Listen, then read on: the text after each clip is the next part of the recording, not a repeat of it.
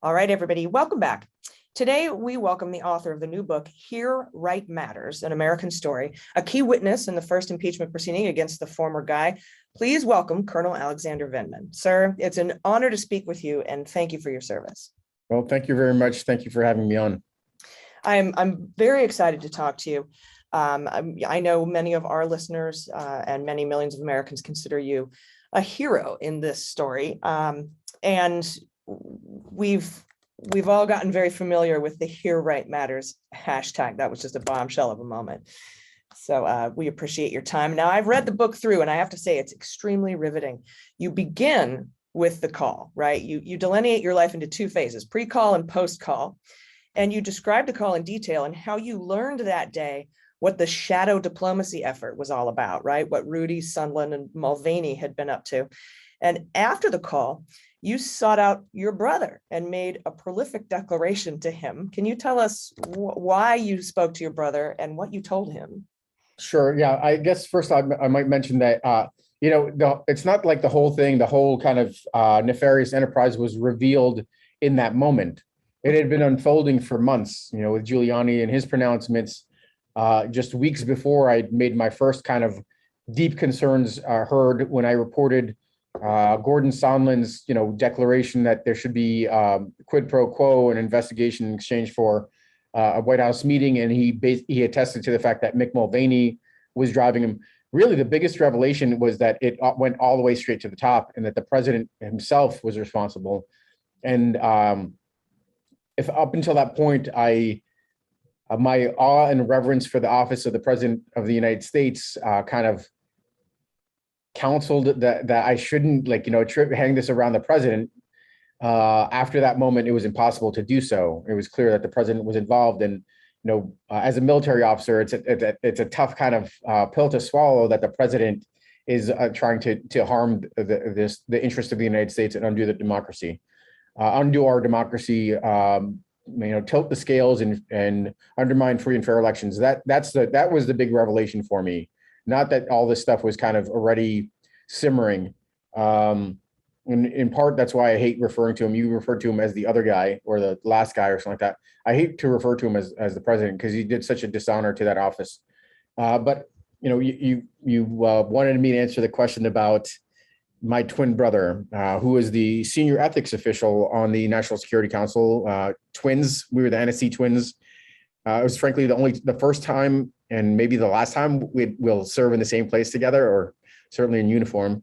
It was a unique opportunity, and I wanted to pull him into this, wise or not, because I wanted kind of both another set of eyes and another set of ears to witness my report to John Eisenberg, who I didn't have every confidence in that he would do the right thing, but I kind of hoped there and walked in with the intention of getting him to counsel the president that what he was doing was awful and probably unlawful. And I walked into Eugene's office. I closed the door, gave him a dramatic pause, didn't kind of like start ribbing him like I would usually do. Made sure I had his undivided attention, and I told him, if what I'm about to tell you ever becomes public, the president will be impeached. And that was just, that just kind of captured the severity of what I had witnessed, rather than, prophetic that it was going to happen that way, because it was still in classified channels. I had, I had no idea that this was going to become public. I thought that the officials I would report to would somehow kind of roll back this transgression, this travesty. And that was my intention, but I did not miss in any way the import of the moment with those comments clearly. And the rest is kind of history. Yeah, and I assume it's hard to convey the seriousness of what you witnessed to the public, because we had been taking a fire hose of scandal from this White House from day one. And even now, as certain revelations are coming out about the former guy and the Department of Justice, it's kind of hard to talk about the seriousness and the depth of corruption that was there. And I think that's kind of by design. I think that was sort of by design. Let's like drown everything out with just this litany of scandal. Well, I think that's exactly right. Frankly, there's in you that are kind of sets in with, ever increasing scandals. You would think that, there was, whatever that reporting was right around the time of the election would be kind of like would separate him from his constituency when he was, when he was pretty vulgar about how he treats women. But that didn't seem to, that eroded kind of this idea that, there are morals and ethics, and that continued to progress throughout the entirety of his tenure, where the bar was set increasingly lower and expectations were set increasingly lower. So, the scandals that you would have thought early on would kind of bring down a presidency didn't. And there is no bottom, there is no floor to how far, he was willing to go, the kind of damage he was willing to do to the country. The good thing is that in a lot of ways he was his own worst enemy, and he was just not that competent. And if he was a true, like, he's, even if we hang around his head the fact that he's a villain, if he was like a criminal mastermind, or kind of a mastermind villain, we would be in a much worse situation. But oftentimes, as much as kind of being disruptive to the good order and function of government, he was also destructive to himself, which is, frankly, in a lot of ways, his background and his legacy is that, everything he touches, kind of, as Rick Wilson says, everything he touches dies. That it was the same with his business interests, everything along the way. So, yeah, that's where ETTD, right? Hashtag, another good hashtag. You actually mentioned later in the book, you address the lack of competency and lack of honesty, professionalism, etc. If memory serves, there in one of the later chapters. And this is when you were about to go into the National Security Council, and you say you were warned. You knew it was going to be a challenge, but you were also warned. Talk about that. Who warned you? It's I had a couple of decades of public service under my belt, and had been fortunate enough to kind of achieve through hard work and kind of through a proven track record, ever increasing positions of responsibility and importance. And I, in a way, thought that I could continue to contribute, even though, I knew who he was even before he ran for office, because I grew up in New York City. He had this kind of, this really interesting reputation as a failed businessman, as a kind of unsavory character. But I thought that I could still kind of, offer counsel. I don't know if that was pride or ego or hubris. I mean, obviously, I in this regard, I was not entirely successful, although the things that the president wasn't focused on directly, I was able to have a very positive influence on. And that's the legacy of a whole cohort of public servants that were able to serve very honorably and continue to keep this country on course, and implement a national security strategy as long as the president wasn't involved. It's when the president became involved in these affairs that he wanted us to work on that things got derailed. But I went into the position largely with eyes wide open, and that's because when Fiona Hill asked me to join the team, I still had about 8 months of time that I had to finish up with at the Pentagon before before I was released to go on to the White House. And in that time, before I took the interview, and after that, I did some due diligence. I talked to military folks that were there, and I received a warning that there is nothing as perilous as this White House. It's a viper's den. People that deployed to Iraq and Afghanistan multiple times were like, this is a more dangerous environment in a lot of ways. So I went in there.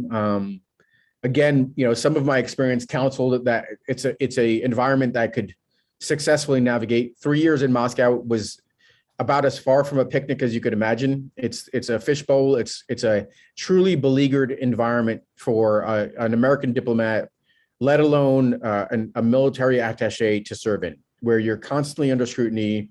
they're constantly trying to trip you up. Your surveillance, looking to kind of,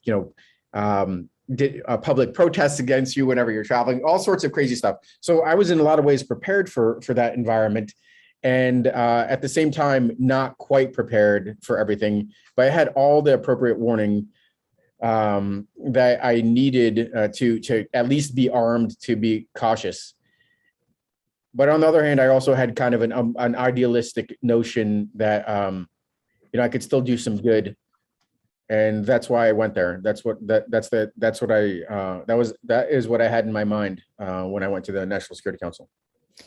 Yeah, you talk about that quite a bit in the book, and dedicated civil servants trying to ride it out and perhaps do some good in those positions. I myself worked for the Department of Veterans Affairs for a very long time prior to the former guy being elected, and I'll put elected in air quotes there. But even in that environment, down at the GS-14 level, trying to push back against privatization and all that stuff in the Department of Veterans Affairs where I worked. But my podcast came under investigation, and your friend and mine, Mick Mulvaney, had announced to a group of donors, "Hey, we found a cool new way to get rid of government employees. We just move their jobs across the country, Yep. force them to quit." And you'll never guess what happened to me. Yep. That exact same thing. I want to talk a little bit more about some of the traits you talk about with Zelensky, but I have to take a quick break. Will you stay with me? Sure. Awesome. Thanks. Everybody, we'll be right back. Back in 3, 2. Everybody, welcome back. We are talking with Colonel Vindman, author of Here, Right Matters. I always get that Right Matters here, Right Matters mixed up for some reason. Probably one of the most famous. It works both ways.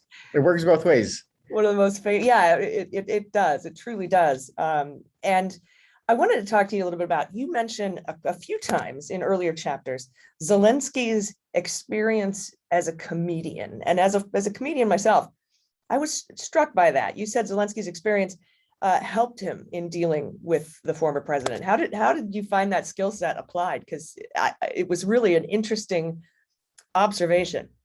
Yeah, he's a very funny man. But you hit on something kind of implicitly about the book, which is it's not a Trump book. I mean, there's an opening chapter to kind of set the dramatic stage, but really in a lot of ways, the president is a kind of a foil, kind of like, the pivot point, kind of the buffoon pivot point. There should be a sense I don't hold back against this guy that is really an enemy of this country. But that's what he is. And it's a story really about how to do the right thing under the most adverse circumstances, and the deep portion of my background that contributed to navigating this difficult affair. And in a way, this question about Zelensky hits on some of this, because it's because of my experience in either as an immigrant from that part of the world, from Ukraine, learning Russian and being a fluent Russian speaker, and then being trained as a Ukrainian linguist in the Defense Language Institute, which is something that the House Republicans kind of missed when they questioned me. That the only reason I spoke Ukrainian is it wasn't the language I learned at home. It was Russian. It was Ukrainian. Was because of the Defense Language Institute.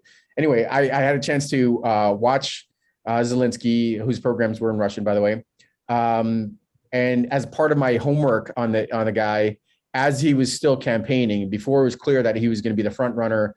And I made the judgment that he was going to be probably the lead candidate. At one point, it was between him and, Ukraine's most famous rock star, but the rock star backed out. And Zelensky played a character on this show called Servant of the People, where he stumbled into being a president, and then kind of his escapades about navigating presidency in Ukraine, where there's endemic corruption, and trying to do the right thing. And I thought that, he both captured the imagination, but he also had the charisma, and could translate his star power and his magnetism into a successful election run. And he did. And I was in a position to kind of see this coming, and,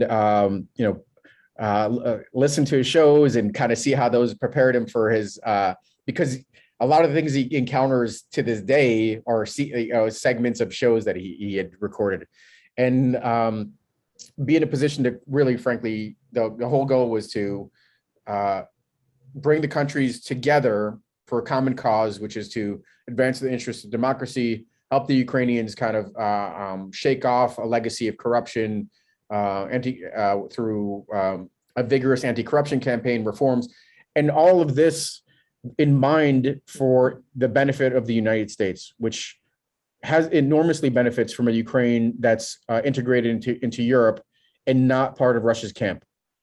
Mm-hmm. And I was just going to wrap up with a famous quote from the National Security Advisor for Jimmy Carter, Zbigniew Brzezinski, where he said, "It should not be underestimated. Russia without Ukraine ceases to become an empire. Russia with Ukraine subordinated and suborned automatically becomes an empire." And we were facing enormous challenges from Russia now. Imagine how they might be magnified with Russia, more powerful and emboldened. Yeah, very true. And even on the call, Zelensky was able to sort of read the room, which is something that comics have a lot of familiarity with, and ingratiate himself to the former president. It gives me the creeps every time I have to say president too. Yeah. Because I'm a former service member and all that. And so to see the office sullied the way that it was is hard to swallow. But I think that's super fascinating because in many ways, just to be able to sort of get him on your side, it takes talent. But yeah. You talk about everything that sets you up for this experience, because a lot of this book, and I love this, a lot of this book goes into your childhood, growing up, and then your experience in ROTC and how the being a rascal. The Vindman boys were late bloomers, but when we get together, it's good stuff. Yeah. I think that I really encourage everybody to buy the book so you can read this background. And there was a really like a gut punch, heart-wrenching moment when you talk about the loss of Sarah and how that prepared you in many ways and sort of changed your point of view a little bit. Can you talk about that, what happened and how that sort of informed you going forward? Yeah, I'll tell you that this is a difficult topic for me and for my wife, and I deflect. Which is what I'm going to do here. I really try not to think about it because it's probably about the lowest. I mean, it was the lowest moment. I've kind of never responded to anything quite like that. It was difficult, and I tend to kind of do what I guess what guys do, which is suppress and stuff like that, and think about other things. And try to still be supportive for my wife when she thinks about that loss.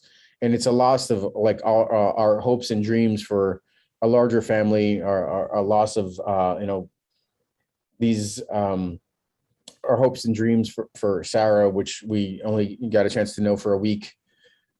She followed, in a lot of ways.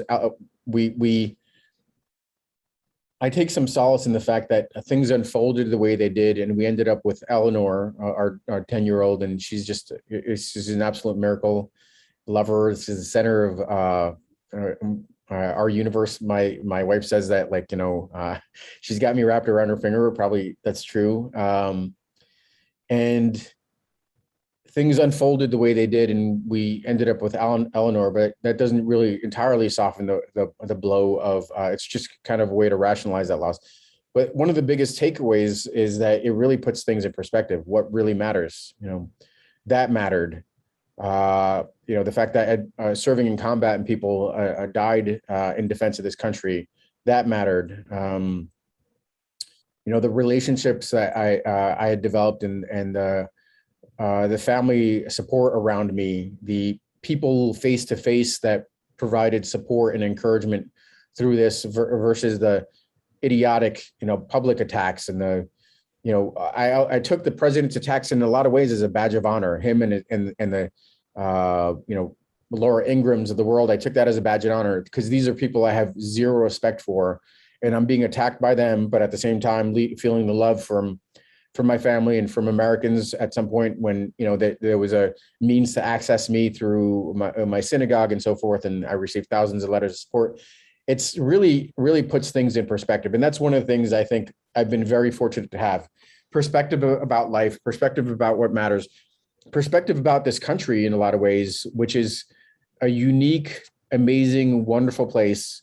I did this interview with Arnold Schwarzenegger yesterday, and just to hear, like, it was me, him, and Bianca Goldrug, a CNN senior political correspondent, and we were all immigrants, just talking about the wonderful kind of perspective on America, and how, in spite of all of our challenges, this is a unique a place that still is growing and developing and striving towards this more perfect union, but it's the best country in the world, I benefit from having perspective and overcoming challenges and having successes, the combination of everything that weighed in on the way I managed this, my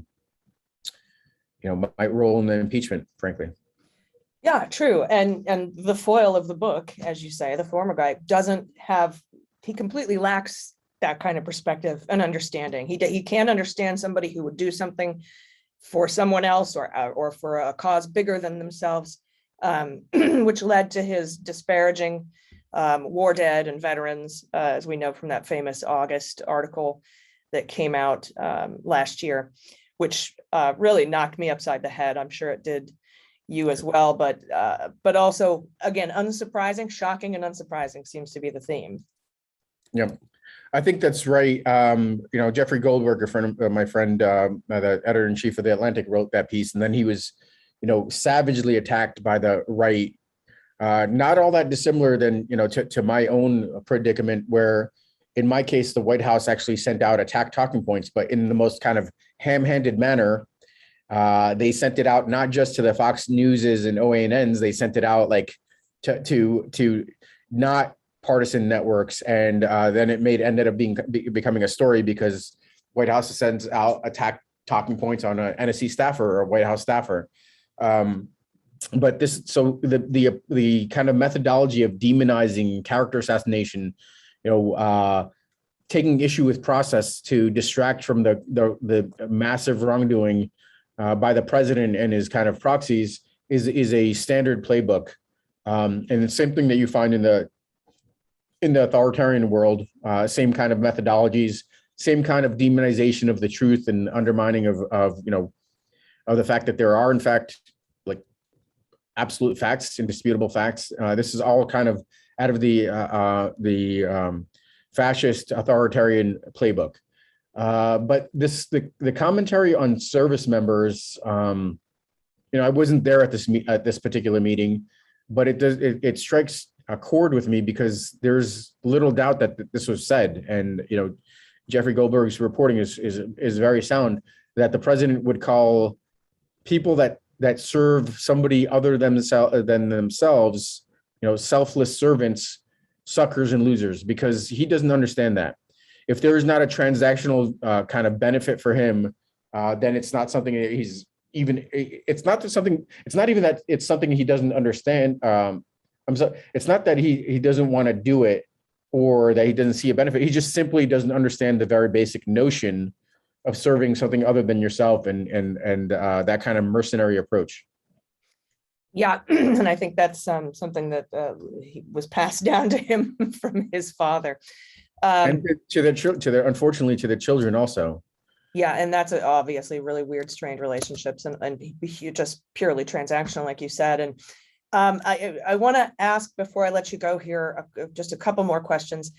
One of the big stories that I don't think got enough attention was your being uninvited to on that Ukraine trip. And I wanted you, have we learned anything else about that, or anything else new that you can talk about with regards to that particular slight? Yeah, well, I don't know enough about it. And one of the regrets in my testimony is when Representative Sewell, I think from Alabama, asked a question, and she said, are you the target of kind of reprisals and retaliation? And at the time, thinking about my career and how to kind of save it, I said no. And in fact, I already knew that I was that, that was wishful thinking on my part, frankly, if anything, because I already had been the target of retaliation. I'd been, ostracized by the political class at the White House. There was a trip that Ambassador Bolton had taken to three of my countries in my portfolio that the reason that directors travel is to maximize the benefits, to provide kind of on the ground support, to add context to whatever the discussions are, to all sorts of different reasons that directors on the National Security Council travel with the principal. And to be clear, it's not a very thick layer. You have the National Security Advisor, you have the senior directors, and then you have the directors that lead portfolios. They're the ones that actually are the workhorses that make stuff happen. They convene the deputy assistant secretaries to kind of to synchronize U.S. policy and so forth. And I quickly figured out that that it was as a result of my expressing concerns about this phone call, and I ended up being also disinvited to meetings and other things of that nature. But that was maybe in certain ways working up. The reason I stuck around another several months, if these things started to unfold in August, I didn't leave until February, is one, is I wasn't going to be kind of bullied out of there.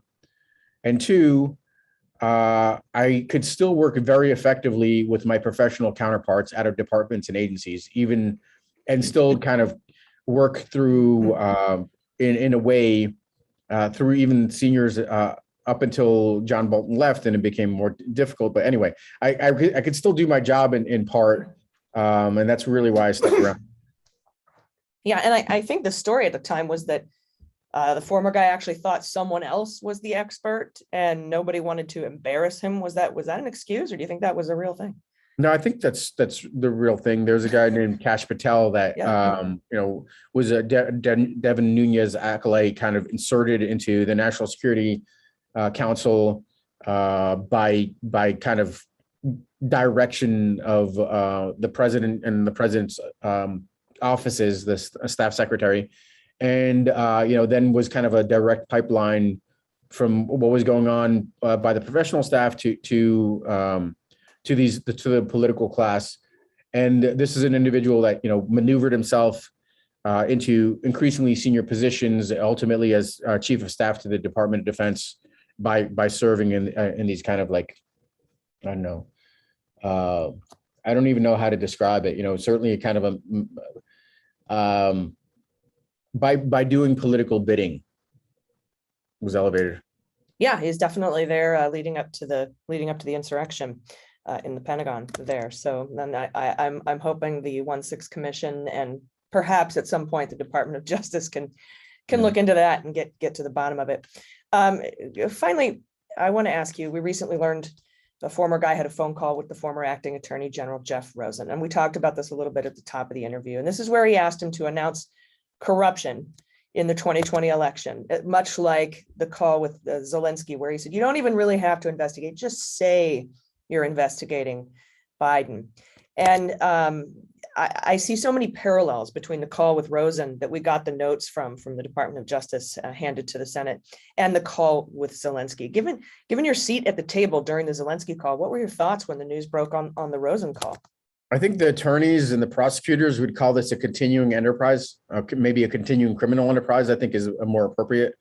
And it doesn't surprise me in the least. I mean, in a lot of ways, the president was encouraged to continue on this enterprise because of a lack of accountability. He was not censured. He was not rebuked. There was really kind of minimal reaction from a Senate that swore an oath to uphold and to support and defend the Constitution of the United States, uphold kind of the basic principles and ethics and values of good governance, and they abrogated that responsibility. And I think that encouraged the president to act with impunity going into the COVID pandemic. And there's little doubt that, for instance, if the president was removed, that Mike Pence would have handled it much better, because he was a kind of a more in the ilk of a standard chief executive, and he wouldn't have downplayed COVID, and we would not have had 600,000 dead. And that's something that's, to me, it's that connection is as clear as day.